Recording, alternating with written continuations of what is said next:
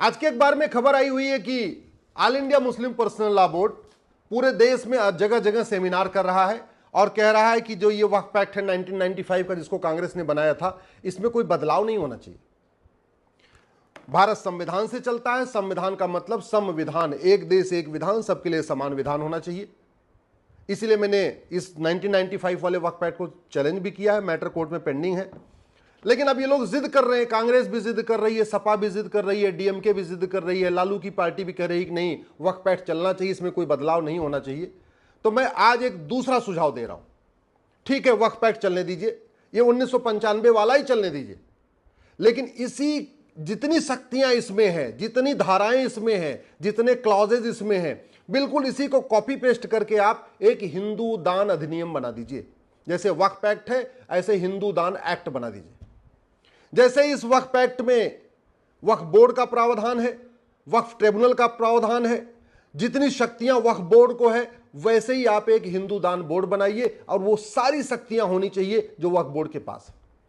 एक वक्फ हिंदू दान ट्रिब्यूनल बनाइए और वो सारी शक्तियां ट्रिब्यूनल को होनी चाहिए जो भारत में वक्फ ट्रिब्यूनल को है। इसका फायदा भी होगा।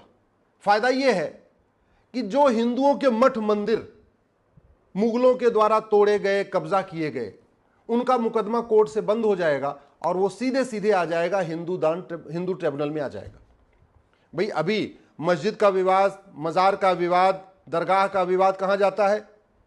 वक्फ बोर्ड में। कहां सुनवाई होती है? वक्फ ट्रिब्यूनल में। तो उसी तरीके से जितने मठ मंदिर के विवाद हैं वो सारे हिंदू बोर्ड में आ जाएंगे और सुनवाई होगी हिंदू ट्रिब्यूनल में।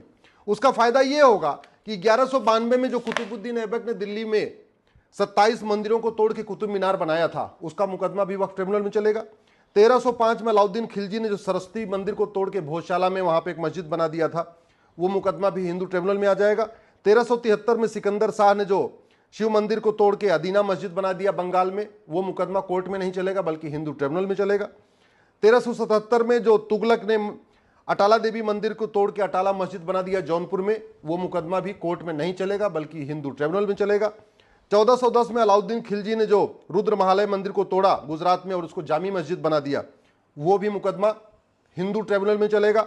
1528 में जो बाबर ने अयोध्या राम मंदिर का तोड़ा था, वो हालांकि मुकदमा खत्म हो गया, अब उसकी जरूरत नहीं है, लेकिन बाबर की जितनी जमीनें भारत में हैं, बाबर ने जितनी जमीन तलवार के दम पे कब्जा किया था, वो सारी की सारी जमीन पे जो हिंदू बोर्ड है वो नोटिस भेजेगा और जो उसको विरोध करेगा उसका मुकदमा भी हिंदू ट्रिब्यूनल में चलेगा।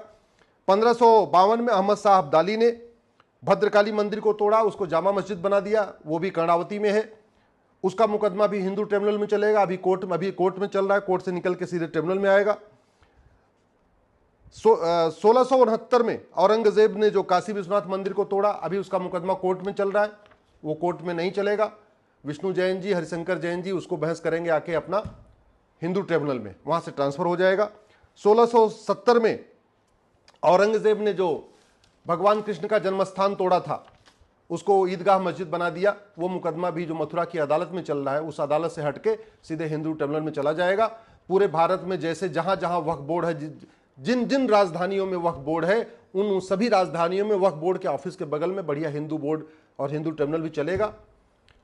पूरे उत्तर प्रदेश का मुकदमा, जो मठ मंदिर का मुकदमा होगा या बाबर, हुमायूं, तुगलक, गजनी, गोरी की जमीन का मुकदमा होगा या नवाबों की जमीन का मुकदमा होगा या निजामों की जमीन का मुकदमा होगा, वो सारे मुकदमे डिस्ट्रिक्ट कोर्ट से हट जाएंगे और सीधे सीधे उन सभी राज्यों में जो हिंदू बोर्ड होगा, हिंदू ट्रिब्यूनल हो, वहां चलेगा।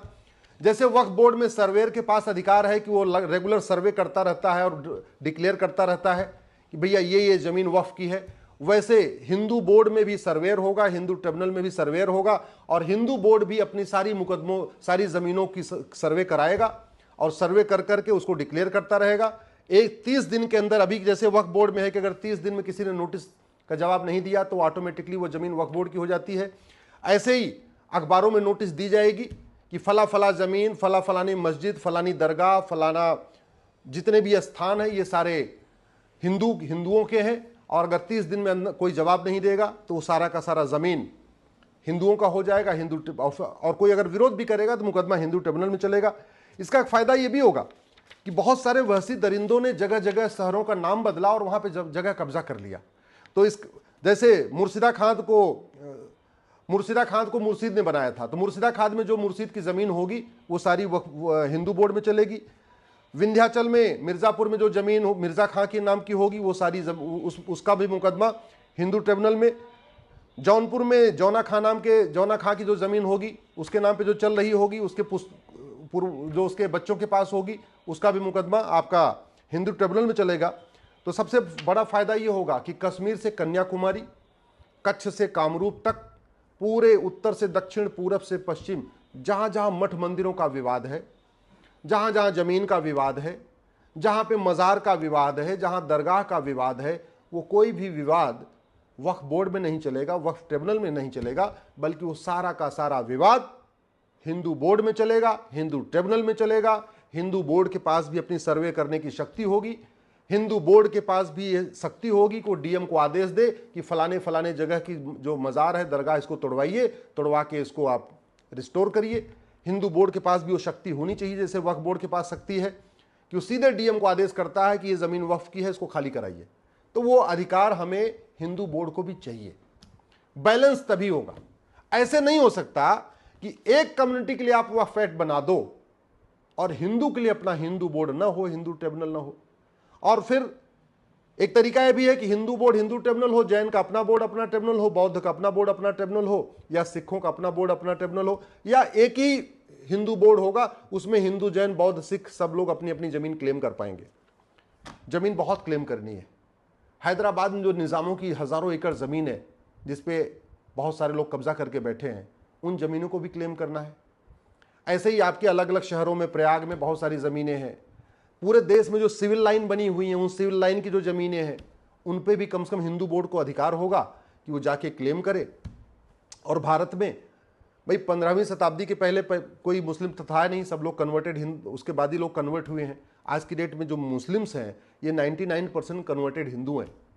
उनके पास और उनको हिंदू बोर्ड में आने में कोई दिक्कत नहीं है। स्वाभाविक सी बात है भाई, वो कन्वर्टेड हिंदू है ना, तो वक्फ बोर्ड में जाएं, वक्फ ट्रिब्यूनल में जाएं, या हिंदू बोर्ड हिंदू ट्रिब्यूनल में जाएं, क्या फर्क पड़ता है।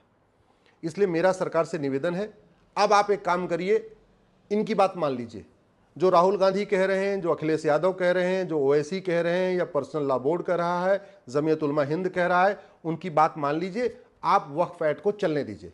बस इसका एकदम कॉपी पेस्ट, एक एक धारा, एक एक शब्द वही, बस जहां जहां वक्फ लिखा है वहां वहां दान लिख दीजिए, जहां वक्फ बोर्ड लिखा हुआ है वहां हिंदू बोर्ड लिख दीजिए, जहां वक्फ ट्रिब्यूनल लिखा हुआ है वहां हिंदू ट्रिब्यूनल लिख दीजिए।